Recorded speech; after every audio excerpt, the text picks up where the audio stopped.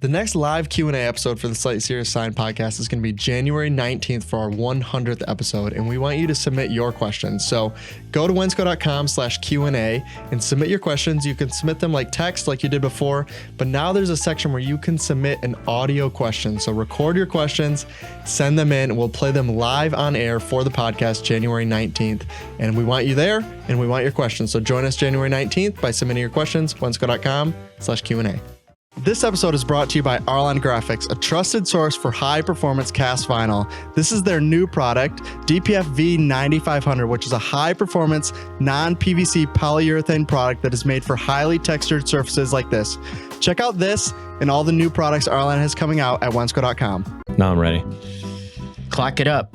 Let's go. That's a good idea because I usually rock and roll, Daddy-o. Play. I'm pretty sure this remote barely works. It probably needs a new battery. I probably need to buy a clock. Why is there an Apple tag right there? Shouldn't that be like... In case I get lost. An AirTag? Yeah, there's an AirTag right there. It's just in case I get lost. Aquarium's been known to... Yeah, people might steal my fish. I guess my so. fake fish. I guess so. From Grand Rapids, Michigan, it's the Slightly Serious Sign Podcast, starring Mike Hall, with his co-host Tyler Hall, and their sometime sidekick, Domingo Tobar. We invite you to join the show with today's relevant sign industry guest. And now, ladies and gentlemen, here's Mikey! Hello, everyone, and welcome to episode 90 of the Slightly Serious Sign Podcast. I can't believe we're still doing this for 90 episodes. I know. 100 is coming up. If we did our job right, you saw an ad already that said submit your questions for live Q&A. So submit your questions. We'd love to hear them. Yeah, but some of those questions need to be like realistic. They're asking some really odd questions, and so you didn't get to hear this because you haven't heard the ad, even though you just heard it and now you're hearing Domingo. Domingo hasn't actually heard the ad. I have not heard it yet. They can submit audio questions. We can actually hear it in their voice. So nice. Rick's gonna have to pre-screen them because we have some people that are gonna need to, maybe be bleeped or maybe just be, left out entirely once they submit their questions. But it's an available option. So if you'd like to submit audio questions, please do. The same thing I said, now I'm just confused on timeline. Last week we said, if you appreciate the podcast, make sure to go and rate and review it. This is important. And then share it with people that you know. Like I said, we love to hear about how much you like the podcast, but we'd love it even more if you told somebody else that. So thanks for watching. During Print United, a bunch of people had asked about the podcast, so we appreciate you guys. And yeah, I think that's my whole intro. How'd I do? Good? Yeah. Pretty mediocre. Yeah, we have a new guest who hasn't been here. We're 90 episodes in, so getting new guests is a talent for us at this point. I don't know if I should be honored or kind of insulted a little bit. How long it took you? Yeah. Considering how many times we've seen each other. Probably a little bit of both, to be honest with you. I'm okay with that. It's mostly Domingo's fault, though. He doesn't do any of the scheduling, but I do blame him anytime that this comes up. So, yeah. So anyways, do you want to introduce yourself, who you are, how long you've been in the industry, kind of where you're from and what you do? Yeah, sure. Alan Nicholson. I work for Electro-Matic Visual. Electro-Matic is a company based out of Farmington Hills, Michigan. And we're a pretty large company. We have 3 divisions, but the division that I represent, the visual division, we are an LED technology company. So we specialize in designing and building and selling LED message centers. In addition to that, we just recently signed a master distribution deal with a company called Unilumin. They're a pretty household name worldwide, not so much in the United States. And they're one of the largest LED manufacturers in the world. So they do outdoor signs, high-res interior, rental products. So if you've seen, you go to a concert and you see a rental product on a concert stage, that's kind of what they get into, the virtual production stuff. But more or less, I've been with Electro-Matic for 10 years now. It was 10 years this May. And I live here in Grand Rapids. Family and I live in Hudsonville. I have 2 daughters. And I basically help Electro-Matic and sign companies learn more about LED message boards, help them sell them, support them, and find ways that they can grow their business. Alan, when you got started in this industry, what did you start in, or where'd you begin? I guess the process. Yeah, that's a good question. I started. Well, I grew up in Lansing, went to college at Grand Valley, and I thought I wanted to go Lakers. That's right. It's the cult. As soon as he said it, I was like, oh no. Yep. And I went to school there and graduated with a hospitality degree, of all things. I wanted to work in restaurants or bars. I'm big into golf, so I thought I wanted to work at a golf resort. And I did that for 4 years and graduated and got into the hotel industry, actually. So, so when I graduated and did a couple of internships up north at the Inlet Bay Harbor, if you guys know that up there, Marco Island, I worked I did an internship at Marco Island. But long story short, I worked in the hotel industry for about 10 years in Chicago. So graduated, moved to Chicago, worked for a couple different hotels in the sales, did sales for hotels. Basically, after we had our first child, Olivia, was born in Chicago, we were like, okay, maybe it's time to come back close to family. Mm-hmm. And a friend of a friend connected me with Electro-Matic. At that time, I was kind of getting burned out from the hotel world. You know, you're working nights, weekends, holidays. When everyone's having fun, you're working, basically. Mm-hmm. So I got connected with James, my current boss at Electro-Matic. And, one thing led to another. And I was like, I don't know anything about signage. I really don't know much about electronics, but, you know what? I'm in sales. I can probably figure it out. And, long story short, that was 10 years ago. And, I've been working with Electro-Matic ever since. Well, as we always say, once you're in, you're never getting out. There's a lot of truth to that. So as we kind of make fun of all the names and faces that we just talked about earlier. Yeah. It's like, well, where did they go? Well, they went to this one. They went to this vendor. Yeah. Now this one went to this one. They swap positions. Like I said, you're going to be in here it's a great industry. I think that the opportunities of educating a customer is what we want to do, right? With all the products that we carry, but there's certain things that people are scared of. And I think that electrical, signage like that, right? I think that there are some people that embrace it, but there are some people that are just like, you know what, that's just not for me, but it's really more they're scared about that. Right. Yeah. And I don't think is it a big change, or should somebody know certain things before I should be able to get into this or not get into this?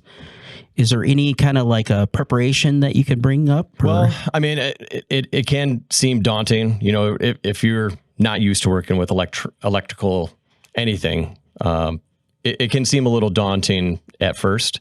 But, and that's where I think, if you can lean on your vendors more than anything, that's where you're really going to learn the most in the shortest amount of time, and realize that it's not rocket science. It's not as complicated as you might think. These devices are meant to, help you grow your business. But it's not as intimidating as you might think. It's just a matter of talking to some of the experts and finding out what does it take, and we'll walk you through it. I went to a concert actually downtown, or not a concert, it was an event. Oddities on Ottawa. Very crazy. Sounds like an event you should go to. I tell you what, it's eye-opening. But I did see a lot of the screens on the back on the stage. Mm-hmm. And I was looking at, trying to get really close, and they're like, sir, you cannot come back here. Yeah. It's like us when we go to somewhere. You should have told them you were there to service it, dude. They probably would have just let you right back. I have to service a screen, and they're like, oh, okay. I should have said that. You could have probably you probably were wearing a Wensco shirt. You probably could have got through and be like, it says I had my Michigan stuff on. Oh, that doesn't work anymore. We'll just say I'm the LED tech. It's urgent. I really got to get back there, and then they'll let you right on through. Or carry a ladder with me. Yeah, or a high-vis vest, dude. Those are the two to get you through. Hold on, let me get the vest. Hard hat, a vest. Yeah, a clipboard, dude. That's the other one. Yeah. Clipboard. They say if you I'm here to inspect the LEDs, Mr. Like, oh. Exactly. But anyways, I see them all over the place. I mean, so this will be. I'm trying to think of the timeline. So Monday that this comes out will be the week we came back from SEMA. We're going to see 1,000 of those electronic message boards on the road, in the booths, just at the show, outside the show. Yeah. There'll be thousands of them all over the place. Yeah, I know. This whole industry has evolved a ton, especially just thinking back to like the last 10 years that I've been with Electro-Matic. I mean, when I first started, we had basically one or two products. We had our LED message center product, and then we had like an industrial product that we would sell to manufacturers and things of that nature. Now it's grown to, like I said, high resolution interior stuff. Yeah. You're seeing it everywhere in arenas. We're seeing the rental product, like you're seeing, where people will set one up and break one down for events and shows. And it was around, but now it's, what used to seem like a luxury type product has kind of become a standard product now more than anything. Well, you see it I think I saw it in Dallas Cowboys Stadium, the whole big, I don't know, it's almost the size of the football field that's up there. Yeah. But to me, it's like, people see that and they're like, oh, I don't want to, it's not as scary as people should. They need to look into it. It's just a big monitor. Yeah. That's really all it is. But I remember the earlier shows, like if you were to go 10 years ago, you would see these displays and it's just like so bright and it was just displaying big lights, and it's just like, this is you'd get within 50 feet, you wouldn't be able to read it anymore. I was tan on this side. Blue. Yeah. No, I think that's a good point that you brought up, though, is like 10 years ago versus now, it's very different, right? So if you kind of have been like, yeah, we've never got into electric message centers or anything like that at all, I think what's going to happen is you're definitely going to start getting left behind, because some people are just going to start requesting it, which is probably already happening for a lot of these sign shops that don't deal with it. And they're just like, oh yeah, we don't do that. Right. And then they just go elsewhere. And I think from what we've seen from people that adopt it, there isn't nearly as much work, I think, as people think there is, that goes into it. Right. So like when you just came to the open houses, right? So you probably dealt with a bunch of people that were like, oh yeah, we don't do this. And so what do you think people's like, misunderstandings or what they expect them to be versus what is actual? Yeah. Well, I mean, I think we have some guys where, maybe they don't want to get into it, maybe because they don't have feel like they have the equipment to do it. You have a lot of guys that they don't have a bucket truck or a boom truck or a boom truck or a crane or something like that. But I mean, there's a lot of guys out there where they make their jobs doing installs for a lot of people. Same thing, like you have sign wholesalers they're building signs for other sign dealers and stuff like that. So you can build your network. And honestly, if somebody were to ask me, hey, do you know somebody that could install this for me, I could rattle off a dozen names of people that would do this for you. So, I mean, you got to think about, if you have someone with some electrical experience to get an idea of, okay, what kind of voltage are these running? How much power do you need to run? How far are you running this power? Those types of things. You also got to think about, foundation, steel, concrete, all that kind of stuff to put in the ground and make sure it doesn't fall over, and you have some grasp of that. But really, I mean, once the sign is up, the sign companies are really pretty much hands off. I mean, really the way it works is, a sign company could come to us for a project. We'll meet with the sign company and the end user, whoever is interested in the sign, ask some simple questions about how do they plan on using it? How, what are they allowed to get? There's a lot of rules and regulations out there. Yeah, I was going to bring that up. Yeah, about, what size can you get? What kind of content can you put on it? What kind of content are you not allowed to put on it? And then from there, we can, put together a solution for them. And then once the sign has been sold and put up, really, I mean, it's a matter of handing the keys to the customer. And then, guys like us at Electro-Matic, we're just there to support them and help them use their sign effectively. Because I can't tell you how many times we'll put a sign up for somebody, and then I'll ask them, all right, who's going to be in charge of controlling this, making the content for it? And you get all these people just pointing at each other like, okay, well, who's in charge? Who wants to step up and do this? And they don't really think that far ahead sometimes, which is crazy to think about when they're spending tens of thousands of dollars on a message board, but it happens. And, what we want to tell the sign company is, listen, you focus on finding the right customer. We'll help you sell it. And then once it's up, like you can be hands off. You don't have to worry about it after that. I think a lot of them thinks that there's a lot of homework and follow up to be done after that. But I mean, that's where we come in, and that's where we, that's where we help us sell our next one. First one goes well, next one goes well after that. What types of sign shops do you find have the easiest transition from we don't do electronic message boards to we do them, and it's relatively easy for us? I've seen it all from really large shops where, they focus on a certain niche. Maybe they do national stuff, to even small, like 1 or 2 man sign companies. I mean, I have a ton of customers that are, 1 man, 2 man shops, and they have, an installer that they know and trust really well. And, a wholesaler that might build a sign cabinet to go with it. So, I mean, it really is a pretty broad range of sign dealers, but ones that are they're willing to, give it a shot, willing to give us a call and let us help them sell through it. I think a lot of times, they think that they have to do it all themselves, and they really don't. If you bring a rep in to help ask the right questions, and then show them some examples or some samples, or point to some other ones around town, that's going to help. It's going to help everybody do a job. Well, we always say that, you ever drive through small towns, right? And you'll see one sign go up, and it's a very nice sign. The next one's going to be the next. They're on the schedule. The next one's on the schedule. As soon as somebody does something, it changes. Absolutely. Yeah, especially with electronic message boards. Like as soon as, like the one I always think about with this is, it's bad that I'm not even going to remember the name of the place, but it's the pool place on Alpine. Dude, when that thing went up, I just thought, I don't know why everyone doesn't have one of these things. This thing is bright from 4 miles away, dude. You couldn't make, I think it's Fox Pools. I think is what it is. It is Fox Pools, yeah. That thing is so bright. I was like, I don't know why everyone doesn't have this, dude. I could read that sign from 4 miles away, dude. They've gone through their whole rotation 2 times. I could read it. It's unbelievable. And did you buy a pool?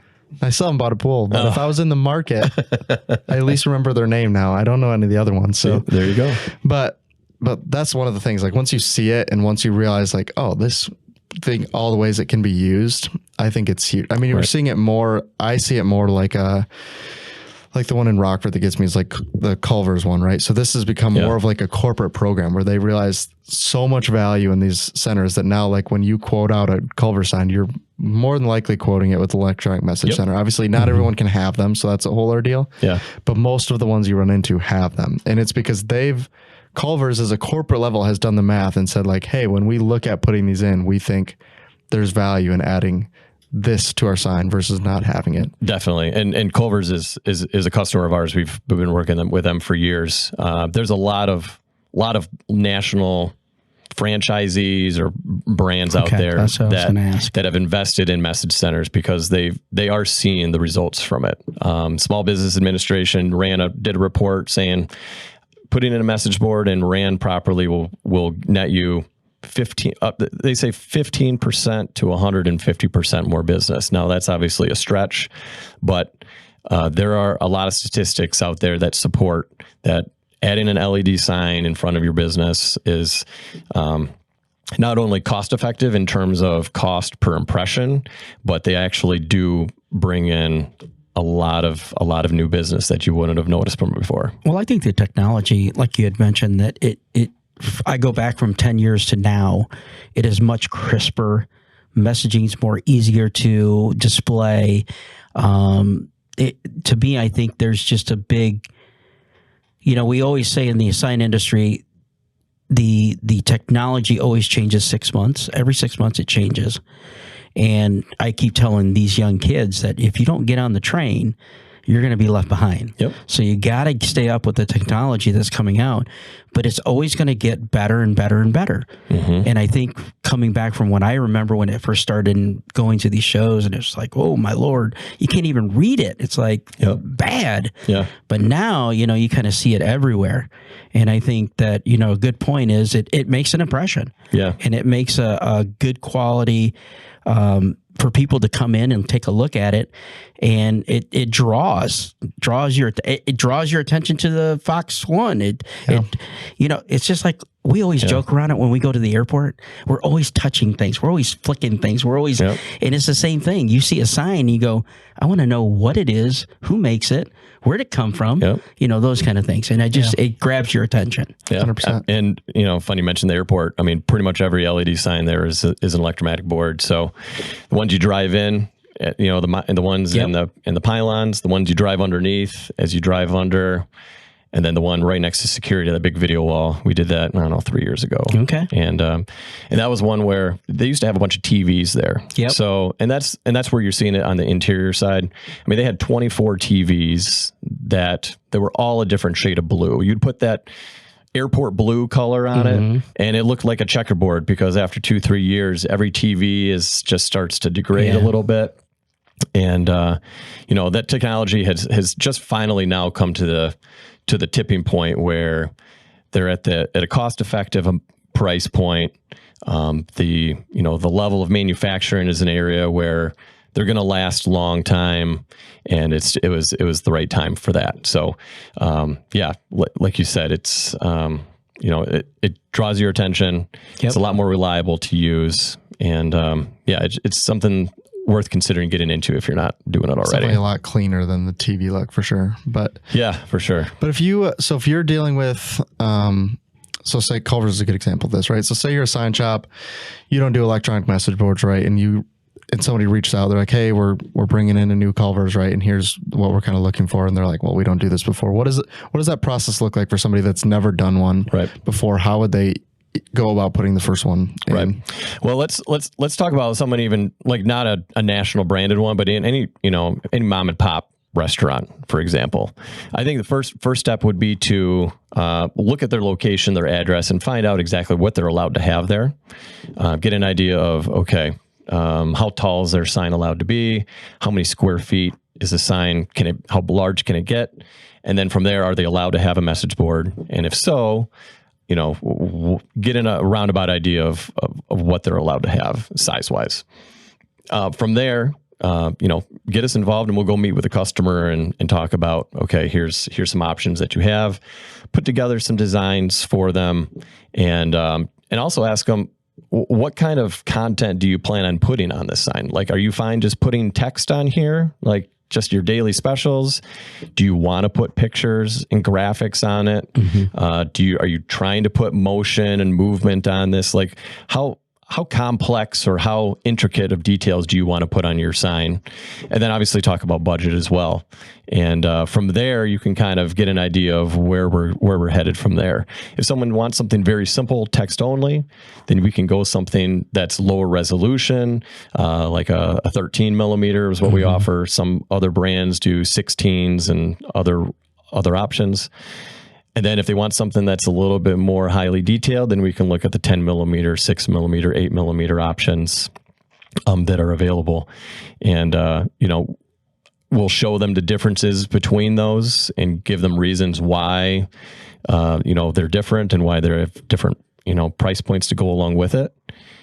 Show them the features and benefits from there. And then, from there, just show them how it works and give them some supporting evidence to show, like, yes, this may be, a pretty big investment on your part, but think of it over the long stretch of time, what kind of benefits it's going to bring to you. I mean, if they're, think of this place as, on 28th Street here in Grand Rapids, it gets, how many cars drive by on a business on 28th Street? A million of them. Let's say probably. It's ridiculous. 20,000 cars, 30,000 cars. Whatever it is. I mean, you quantify that over the course of 10 years and then divide it over the price of your sign. I mean, what cost per impression could be there for your sign out there, as opposed to any other type of advertising you might do. Yeah. I don't think anything could touch a sign cost per impression if you have a location that gets any decent amount of traffic. Yeah. No, 100%. And I mean, even if you think about it from, like, I always think about it like with Ace Hardware is always the one where, like, the only thing, this also is just good on Ace Hardware for doing a good job with their board, but the only thing that's ever on there is like sales and promotions for the most part. Yep.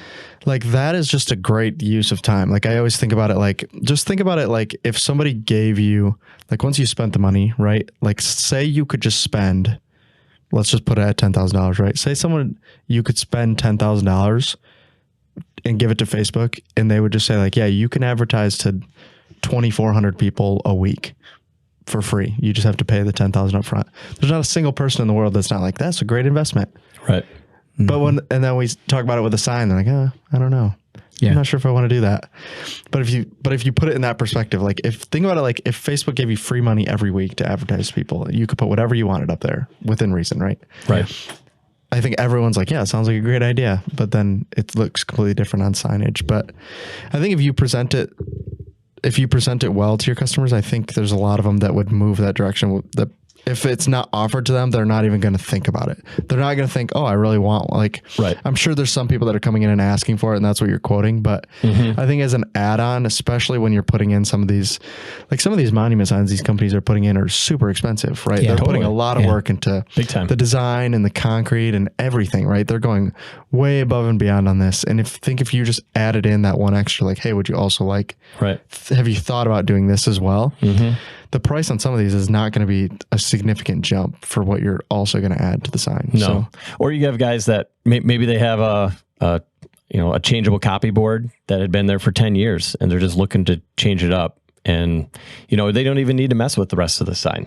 And just adding a digital component to that when nothing had been there before, like you said, you just automatically notice it. Yeah, it's a visual. Out of the blue when it wasn't there before. Yeah. Okay, you know how many of those zip change letter signs are out there that there's not been a single message on there in just years, dude. Nobody's gone up there and put new letters in there. It's either been the same one or they lost a suction cup. Yeah, it's been none. Yeah, they have not a single letter is up there. Letters get blown away or they get frozen. Nobody wants to go out there and change them in the wintertime, or you get some stupid kid changing letters around and spelling something. Yep. Yep. Missing a letter here, but you're trying to read it going, I think that is wanted. You're looking at it, trying to figure out which one's the one in the I, and then you put it up there, you're like, yeah, that's definitely a one. And then you got upside down letters. Like, yeah, close enough. Yeah, they're trying their best, Yeah. We get it. So what I think is cool with what you just mentioned about how it works, though, is like there's not a lot of responsibility on the sign shop in terms of selling and closing the sign, right? If they're realizing there's an opportunity and they were working with you guys, it pretty much would just be like, hey, we're looking for one. Okay, cool. I'll bring someone in that can kind of go through. I can give you like what I think size wise, what we're looking at for the sign. Right. But we'll bring in somebody that can kind of go through the nuts and bolts of, do I need 6 mil? Do I need 13 mil?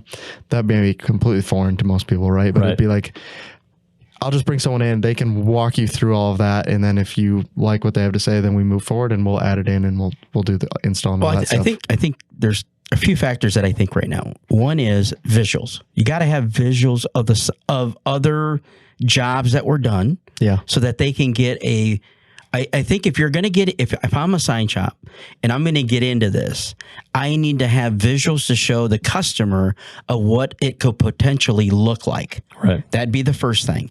And then I would probably say, this is how easy it is to change the copy. Is it wireless or is it USB? Is it, how would you explain that for somebody as a sign shop to say, because they're going to be asked that, how do I change the copy? Yeah. Well, this is how you change the copy. Sorry to interrupt you guys, but I just want to take a minute to talk about Nicholson, the name behind our tape. Our tape's the #1 application tape out there, but they are more than just tape now. Nicholson has a full range of products out there. Their new one is called NextBond. This is a UV cured adhesive. Why does that matter? It's an eco-friendly and durable option, but comparable to most of the eco-friendly options, this is a cost-effective product. So if you're looking for an eco-friendly product or a durable product or just in general a good vinyl, NextBond is going to be the one for you. This is available at wensco.com as well as all of their other products. So check it out at Wensco or reach out if you have any questions. Oh, and don't forget to use your Nicholson bucks. Have you heard about Metamark? Metamark is a company that sells premium graphic solutions for commercial and fleet signage. So whether that's walls or it's vehicles or it's tables or doors, we loved it so much we put it all over the podcast studio. So you can check it out on our videos or at wensco.com. Right. Yeah. So answer your first question about visuals and all of that. I mean, I would be able to spout off 20, 30 locations in our general area. Say, oh yeah, go look at, Woodland Mall signs. Go look at, all these other ones down the street or whatever. And you can point to it and say, okay, that's a 16 millimeter, just so you know, this is what a 10 millimeter looks like. And, they can get a good visual of what it is. As far as communication goes, all of these are done now wirelessly. Okay. The majority of us out here now are pushing, not pushing, but suggesting using cellular. So what that means is there'll be a little cell modem inside of the sign, and it's connected to typically a Verizon wireless 4G cellular connection. And the advantage to that is it allows the end user to connect to their sign from anywhere with an internet connection. When I started 10 years ago, that wasn't not a typical way of communicating with your signs. Back then, it was primarily antennas. So you'd have to attach a little antenna to your sign. You'd have to attach another little antenna to your business and connect it to like your modem or your router, or connect it directly to your computer. And you have this little antenna like attached to like your little desktop computer, and it's like facing out a window, and it's got to be pointed right at the sign. You can't have any, clear line. It's got to be perfect clear line of path. It's like this remote that we were just trying to start at. It's right there, and I couldn't get it to turn on. That's what we're talking about here. You've had it. We're at the TV. You're like, play, and we're just still sitting here. It's playing now, I guess. But yeah, I mean, no, 100%. Yeah, I'm so glad that we're over antennas most of the time, because it was tough. If you've got bushes or trees, or you got a bunch of walls you're trying to go between, then you got to get really creative, and you're crawling through attic space or things like that. I mean, I can tell tons of different stories about trying to route Ethernet cable to an antenna on the outside of a building for somebody. And so yeah, the cellular method is the most commonly used communication method now. I would say I quote that as a standard 9 times out of 10, if not more. And then the only time I wouldn't is if we're putting a sign in a real rural area where maybe the cell signal is just not very strong. Or, we'll have some customers that insist on like hardwiring it, like banks, credit unions, some schools, where they want to have it hardwired. They want it like either completely on their network or completely off their network. It's every IT person's different, I tell you. And, trying to get an LED sign onto their network, it's like asking for like their firstborn child, I tell you. So they're big sticklers on communication and security and all that. So, which is understandable. Right. I mean, you don't want somebody to take over that. Yeah, totally. So to answer your question, there's a lot of options out there, and it's just good to kind of ask the customer, hey, what's important to you? Right. And, we all have options to do it. Some provide, a cellular plan that's for the lifetime of your sign. Some of them do it for 5 years and then you pay extra. So that's actually a good question for a sign company to ask. If you're getting a quote from any of your LED manufacturers, is like, hey, here's some questions to ask. Tell me about your warranty. What does the warranty cover? The cell plan, what does that include and for how long? Things like that are good questions to ask. Yeah. Going back to you talked about the difference between like 6 mil, 8 mil, 13 mil, right? Yeah. How much, if you're new to this, right, and you're getting into selling, how much of that do you need to know? Like, how much are you going to want to know at least to do discovery, if that makes sense? That's pretty vital. I mean, that's probably, LED signs 101 is what pixel pitch means. And for anybody that doesn't know, it basically means how many millimeters apart is each pixel on the face of the LED sign. I should have brought samples in with me to show it. But, when I started at Electro-Matic 10 years ago, we were selling 25 millimeter, 20 millimeter, and 16 millimeter sign. Like 16 was as good as we got. And now here we are 10 years later, and we've phased all of those out. And 13 millimeter is basically as low as we go. And then we have 10 millimeter and 6 millimeter. So those are the 3 that we currently stock regularly. But I mean, we can get, if anybody were to ask for anything in particular, anybody can get anything you want if you're willing to wait. Like the video wall at the airport. So 1.9 millimeter. It's a 4K screen that's 8 foot by 22 foot. It's huge. So, so the lower the number means the closer the pixels are to each other, which results in a higher resolution. Budget goes up from there, but the quality of images obviously go up from there. And you determine what pixel pitch is important based on two things: viewing distance, how far away are people looking at the sign from, and then secondly is what kind of content do they want to put on this sign.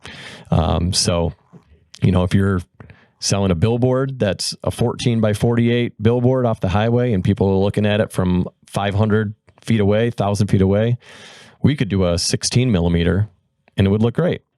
But if you're looking at something from 5 feet away, then you want something that's much higher resolution to accommodate that. Well, I always, back in my day, you kind of teach people that if you have to move your head this way or move your eyes, you're too damn close. So quit scratching that little scratch, because you need to back up and take a look where you can view the whole thing with your eyes. That's funny. Yeah, no, 100%. God. But also, like if you're not doing like picture messaging, then like text messaging on those signs, like at 16 mil, even from 5 feet, is probably mostly going to be fine. Like I think about it in terms of like, I can't remember what school it was. They put in like the stock market numbers, and it ran on like this long, like a ticker. Oh yeah, 1 foot tall message board. It was like all around the room, right? That probably was like I don't know, even if it was a 12 mil, I think that would have been low, but the mill was probably pretty big, but it read fine, right? Because it's just red text on a black background. Super easy. Yeah. So if you don't know what they're looking for, right, you may be like, oh, viewing distance is, they're right in front of it. You'll be like, oh, I need 6. But then it's like, oh, it's just text. And be like, oh, that changes everything. So it's just, from what it sounds like, there's only a few questions that really the sign shop kind of needs to know ahead of time before they're going to bring somebody in. So it doesn't sound horribly complicated from my side of things, at least. So have you, the other question on this is obviously, so with you guys, you guys are doing most of the service work and all that kind of stuff. The sign shop is responsible for install for the most part? Yeah. So we sell primarily through sign companies. We work with them as a vendor to a sign company. We supply the LED to them.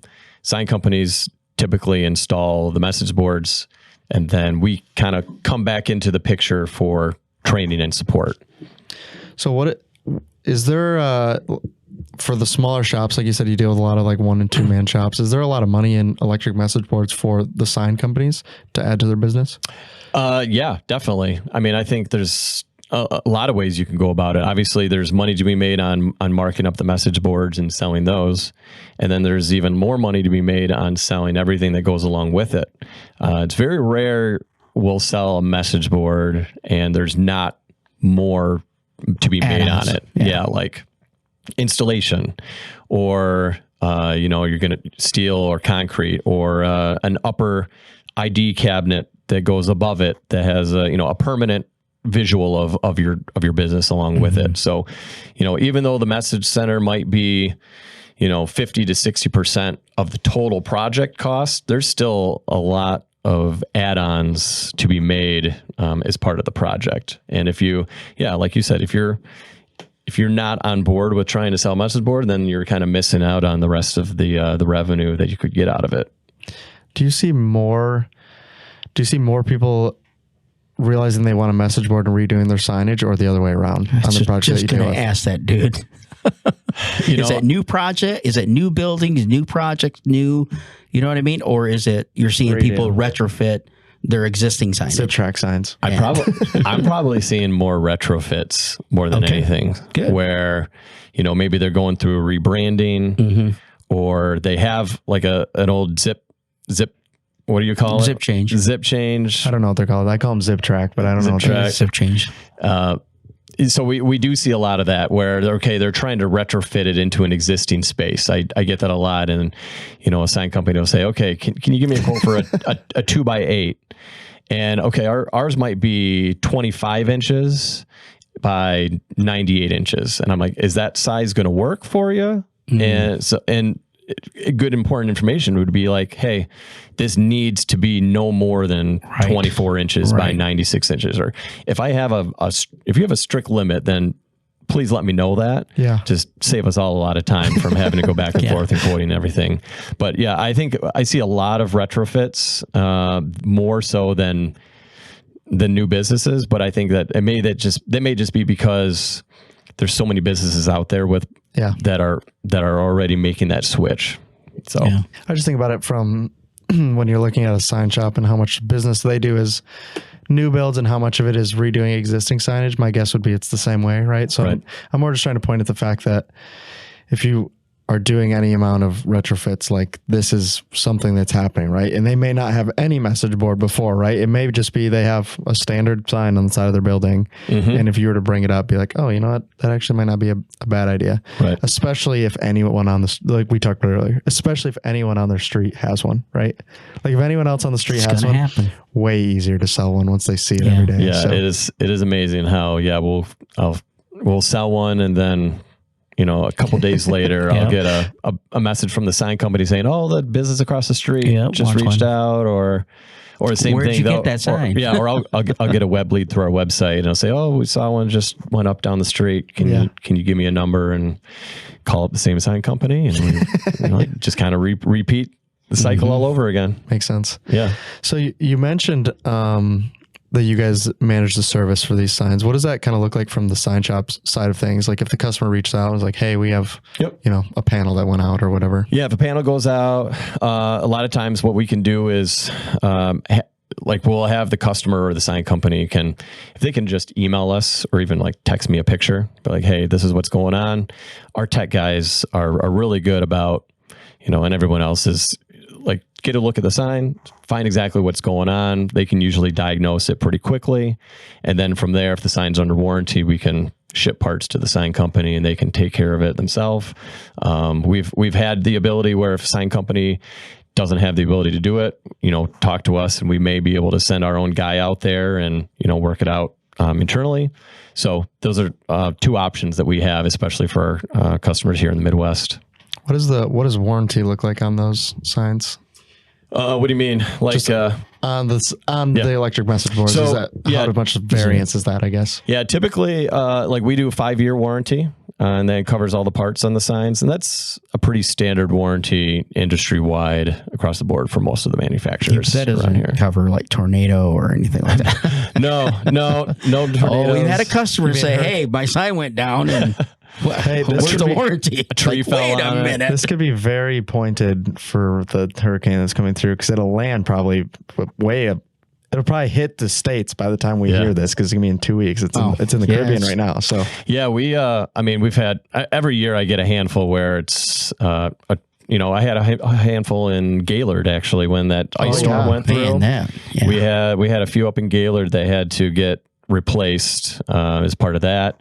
I've had how many get hit by a car, because they're right at the intersection of us. Damn it, Tyler. So many have gotten hit by cars, and it's like, all right, insurance taking care of this one, so we just kind of do it all over again. And I can see that happening. Yeah, so you get a little bit of both, but the warranty is typically for 5 years, and it covers all the parts. And most manufacturers, they'll also make sure to have spare parts on hand for the life of the sign as well. So you want to make sure that you have those components long after the sign's been purchased.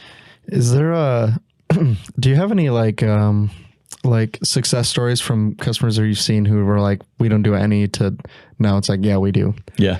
4,000 of them a year, right? Like that kind of, but like sold how many widgets or whatever. Yeah. How often do you see that happen where it's like they went from 0 and now they sell, even 10 is going to be a significant change for some of these guys. Yeah, for sure. I mean, we have a couple of national accounts where, they were like a grocery chain and they never had any message boards before. And we put one up at a location here in Grand Rapids, and what was it? They were just reselling rotisserie chickens. They were doing the rotisserie chicken deal, and they would put it out on every day. They were timing it out. They would schedule it to play from like 4 p.m. until 6 p.m. every day of the week. And they were like, I can't tell you how many rotisserie chickens we've sold ever since we put this out. And that's exactly what you want to hear. Yeah. And after that, the people come in, they're like, oh, well, I'm here for rotisserie chicken. I'm going to go buy this as well and buy that. And before you know it, their cart's full. And yeah, that's, I mean, that we hear that a lot, that type of feedback, and that's the power of what these things can do. Yeah. I think once you start selling them, I think it's only going to get easier. I mean, it's the same with us across the board, right? Where once we are unfamiliar with the product, right, and then you just kind of do a couple installs, you are there for a few of the sales calls, right? Even with your team, it just becomes like, this is not as nearly as complex as we make it out to be. Yeah. When you called it a monitor earlier, I just thought that was funny because it doesn't look like that when you look at the back of it, but that's because you can't see the inside of a monitor, right? You don't usually get to see the insides. Yeah. And I don't think they're nearly as complicated as we make them out to be, especially with kind of like they seem like they're in more of like a modular system now where it's like, I mean, you see them when they go out, right? Where it's just like one little square. It's like, okay, well, pretty easy. I got to fix one square. Yep. So I don't think they're nearly as scary as we have made them out to be, or as sign shops have made them out to be. And that might just be from the ones of old, the ones 10 years ago were brutal to work with. You see all the wires in the back of that thing. Yeah. It scared the hell out of me when I was going through the show. Don't touch it. Yeah. Exactly. Yeah. You have ribbon cable everywhere. So complicated and complex. And we'll have to you guys, we basically share a parking lot in Farmington Hills, and we'll have to bring you guys over there sometime, but you go look at these boards now and it's so clean. They're, real, I don't know, simple is the word, but it is, the way that they're built are pretty simply now. You'd be amazed at how these are built and constructed now. Yeah. That's cool. A lot easier to put together. Yeah. No, 100% they look like it at least. But yeah, I've got to look at some of the pretty complex systems that are out there, and every time they're like, this one plugs into this one plugs into this one, and then on the end it's numbered, and they're like, then you turn it on. Right. Like I was like, let's see, what do I need in my basement? I have an 8. Yeah, exactly. Can you send me a sample? We need to test. How big is that wall? That's right. Well, you guys have seen the trailer, obviously. Yes. Yep. So we had it at the open house, a couple of them, and I think that's a great way to draw some eyes in and give people a good perspective on what these mean. What does a 6 millimeter actually look like? What does a 10 millimeter actually look like? And why does it even matter? Like, why would I spend more for a 6 over a 10? Yeah. So we did get a lot of people to ask us about it, which was good. Definitely. I have 2 last questions, I guess. So the second to last one is, someone's on the fence right now. They're thinking about, hey, maybe we should start adding it to our business, to our sign shop. Yeah. Kind of what would you say to them to kind of get them to move from maybe we should do it to, we should definitely do it? Right. I would say, talk to some local reps that are in the message industry, and, it's okay to lean on them and, ask them questions as to, what does this really take? And, why should I do it? I can talk to them blue in the face about what the ROI to it, to the end users, but to a sign company, it's more or less, is it something, do you have the infrastructure in place to do it? And if you don't, who do you need to help you get there? And a lot of us can help them with referrals and connections from there to do that for them. So don't hesitate to ask us questions. Don't hesitate to get us involved. Don't be afraid to, ask for even like custom stuff too. A lot of times people assume like, okay, if we stock these types of products, something off the wall is going to be outrageously expensive. It might not be. It might just be a little bit longer to get and source for you. Another thing to mention also, and I don't know if sign companies think about this very often, is there could be some tax advantages to buying the signs too. People talk about Section 179. I don't know if you're familiar with that. With the equipment. A lot of as an equipment purchase. It's equipment. I think a lot of business owners on the sign side, if they want one at their own shop, they might not mention that when they're proposing it to a business owner. And then business owners, I don't think they often think about that as well, where you could get a message center and it might be able to basically write off the whole cost of it right out of the gate. I think adding to your portfolio of offerings, 100%. I think that's key with any big business. Any business, you have to have more offerings of what you can do to get your name out there, and then also have customers give you a call. yes, I can do it, or no, I can't. You know what I mean? Or I have somebody that can help me do that. Yeah. 100%. I mean, it's like one of the reasons we started this, right? It's like there's a lot of things that people just don't know about or aren't aware of if they're not going out to the shows, they're not coming out to open houses, and maybe they don't have time to do those things, right? So our goal here was like, how do we kind of take what we see at shows and put that in podcast format so people can be like, you know what? I haven't thought about that. So hopefully that's what we did today. Who knows if we actually pulled it off or not, but that's what we tried to do. But the thing we kind of avoided, obviously talking about, but now I'll give you a good chance, but obviously there's a lot of options out there for electronic message boards. There's more every day, right? Yeah. They all seem to be being imported at a rapidly increasing pace, right? And magically avoiding tariffs. Who knows how that works? But guys, before we leave today, I just wanted to ask you one quick question, and that is, what is a pirate's favorite application tape? R-tape. R-tape is the #1 application tape in the United States, and it comes with an RLA, which is a release liner adhesion, meaning it's going to stick to the liner. Even on cut graphics, if you roll it, it's not going to tunnel, wrinkle, or curl, or anything like that. So if you're looking for the best application tape for cut graphics out there, R-tape RLA is for you, and you can get it at wensco.com. Anyways, what do you think sets Electro-Matic apart from its competitors out in the space? Yeah, you mentioned kind of the buzzword tariffs a lot, and whether we all want to admit it or not, a lot of the components in these message boards are made overseas, whether it's China or Korea or Thailand or whatever. I mean, the diodes, the circuit boards, all of that, those are all coming from overseas to some degree. Now, there's manufacturers like us and other ones in the United States that will assemble or build them here domestically, but there are components that are always going to be sourced overseas. Where we stand is we're sourcing the highest quality components that you can find. You know, you can get really good stuff overseas. You can get really bad stuff. What I will say is you tend to get what you pay for. People, if you look online for something, you find something for a lot cheaper. There's probably a reason behind that. There are varying levels of quality of diodes. You've got copper plated wire, you've got gold plated wire. There's a lot of, that talk about conductivity of electricity and all of that. And so what I would say is, if anybody has questions, they can research us on our website and get to know us. Point to dozens of signs of ours in the field, but Electro-Matic's been around for over 50 years. We've been in business since 1969 or something like that, and we have a really solid team behind us with a lot of experience, and also with this partnership with Unilumin, we're going to become even stronger. We've got, we'll probably have a dozen different product lines now that we'll be able to supply to the sign industry and the AV industry for that matter. So hopefully that answers your question. And, there's a lot of options out there. They've started to become a commodity. When I started, there were probably 3 or 4 main competitors. Now there's 7 or 8.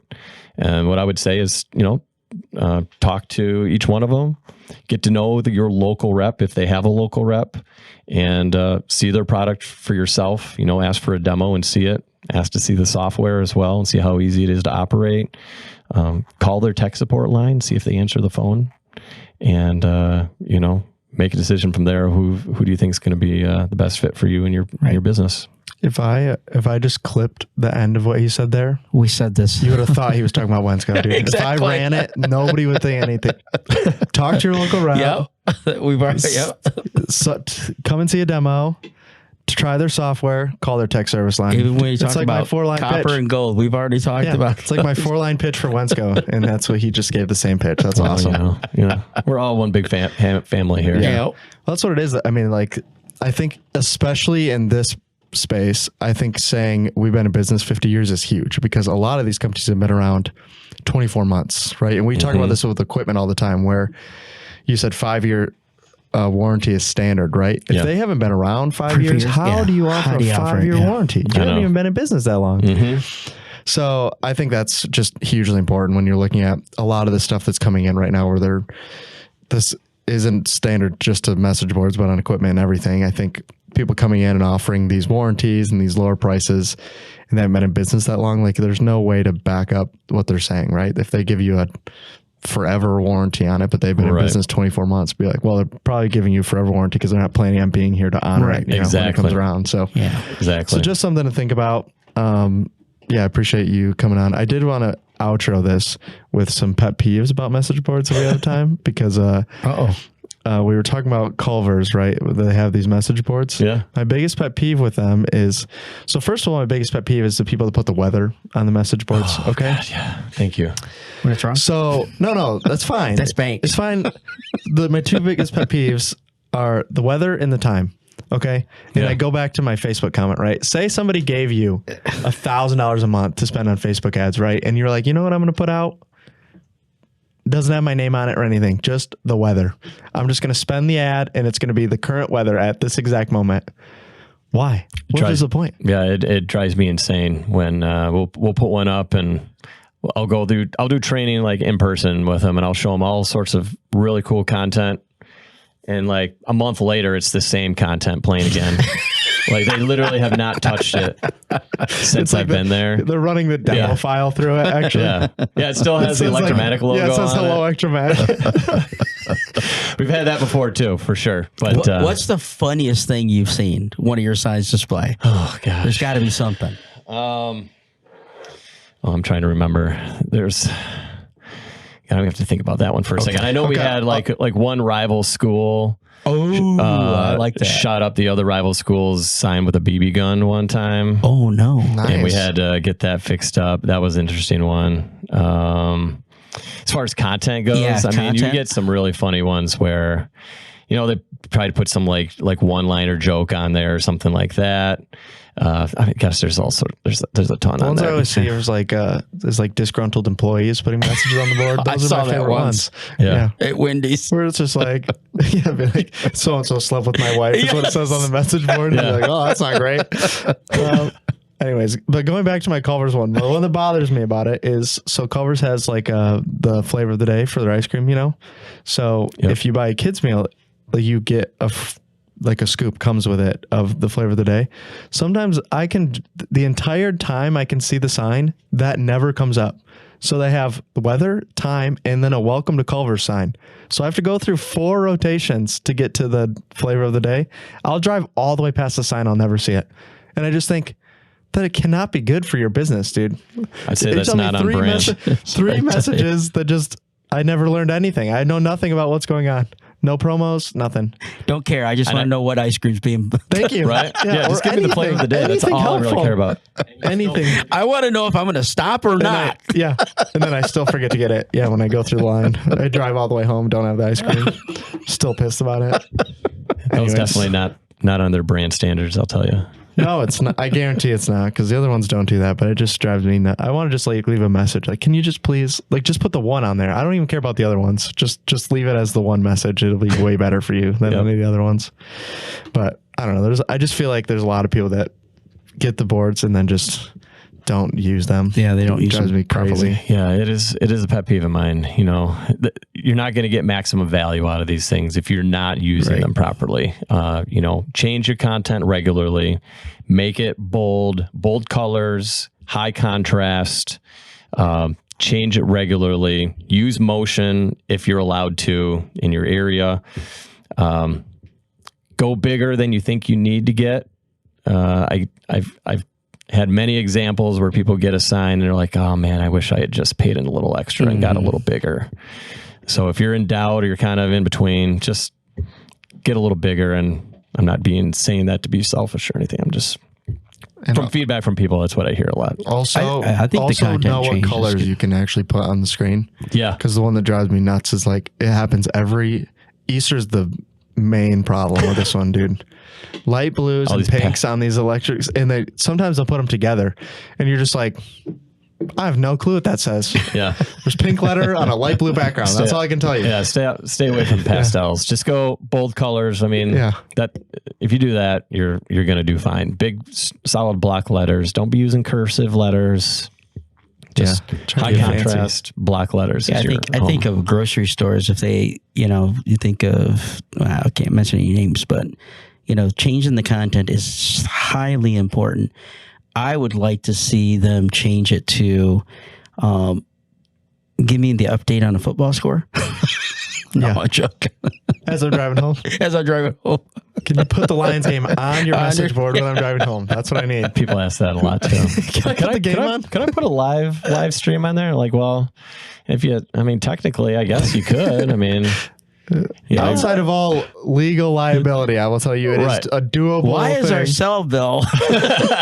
Randy? I have this ginormous lawsuit on my desk from the UFC. Watching the fight. We had a plugin on our software where you could upload like YouTube videos on it. You could upload a link. Boy. And I remember we got our monthly cell bill because Electro-Matic, we pay all the cell data charges for the customer. They don't see it. So we'll look at it and we're like, one sign was just outrageously expensive, and we're like, what are they putting on that sign? And it was like some YouTube thing that they had been streaming on their sign for months, and we're like, all right, we got to talk to these people and come to dial it back. So that's funny. Yep. But anyways, sorry, we were streaming our show. Yeah. Anyways, I just wanted to air out my pet peeves about electric message boards. I felt like now was a good time as ever to do it. So thanks for coming on. We appreciate it. Hopefully this episode is beneficial. How can people get a hold of you? I guess this should have been the way I end this. Yeah. So you can find our website at visual.electro-matic.com. You can find me, Alan AJ Nicholson, at electro-matic.com.